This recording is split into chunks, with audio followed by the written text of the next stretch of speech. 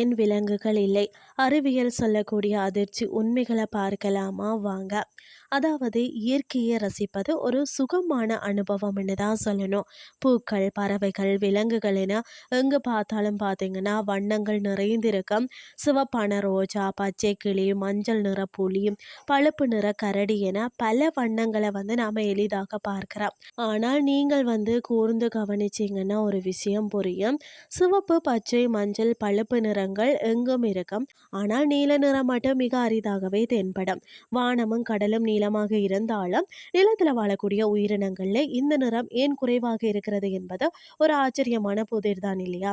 இதற்கான விடை உயிரியல் இல்லை, அது இயற்பியலில் ஒளிந்திருக்கிறதுன்னே சொல்லலாம். பொதுவாக பார்த்தீங்கன்னா ஒரு விலங்கின் தோல் அல்லது ரோமத்தின் நிறம் அது உண்ணக்கூடிய உணவில இருந்தோ அல்லது அதன் உடல் உற்பத்தி செய்யும் ரசாயனத்தில இருந்தோ வருகிறதா.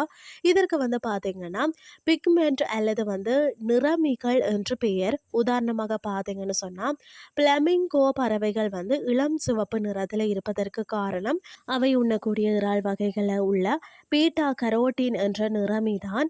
ஆனால் இயற்கையில நீல நிறத்தை உருவாக்கக்கூடிய நிறமிகள் விலங்குகளுக்கு எளிதில் கிடைக்கிறதில்ல.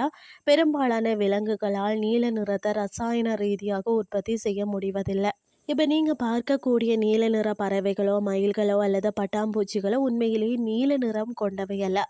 இது கேட்பதற்கு ஒரு விசித்திரமாக இருக்கலாம், ஆனால் அதுதான் உண்மையா. அவற்றின் இறகுகள் அல்லது செதில்களின் நுண்ணிய வடிவமைப்பு ஒளிய வித்தியாசமாக பிரதிபலிக்கிறது. சூரிய எலி 7 வண்ணங்களின் கலவை என்பது நமக்கு தெரியும். ஒரு நீல நிற பறவையின் இறகின் மீது ஒளி படும் போது அதன் நுண்ணிய வடிவமைப்பு சிவப்பு, மஞ்சள் போன்ற மற்ற நிறங்களை உறிஞ்சிக் கொள்கிறது.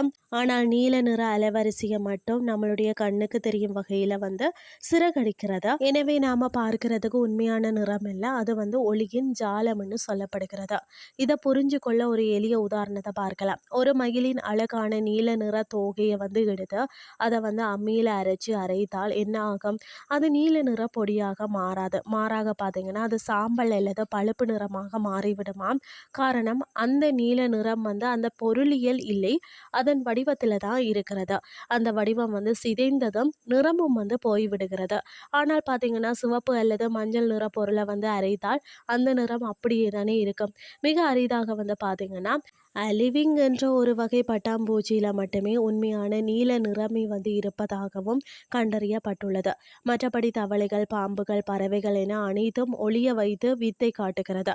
பச்சை கிளிகள் கூட தங்களது மஞ்சள் நிறமியோடு இந்த நீல நிற கட்டமைப்பை சேர்த்து தான் பச்சை நிறத்தை காட்டுகிறதா. அரிதான பொருட்கள் பார்த்தீங்கன்னா எப்போதுமே அழகாகத்தான் இருக்கும் என்பதுக்கு நீல நிறமே சான்று. இன்றைய கிறிஸ்டி உங்களுக்கு பிரயோசனமாக அமைஞ்சிருக்கும்னு சொல்லி நானும் நம்புறேன். இதே மாதிரி மற்றொரு கிறிஸ்டியின் வேலைக்கு உங்களை சந்திக்கிறேன். நன்றி.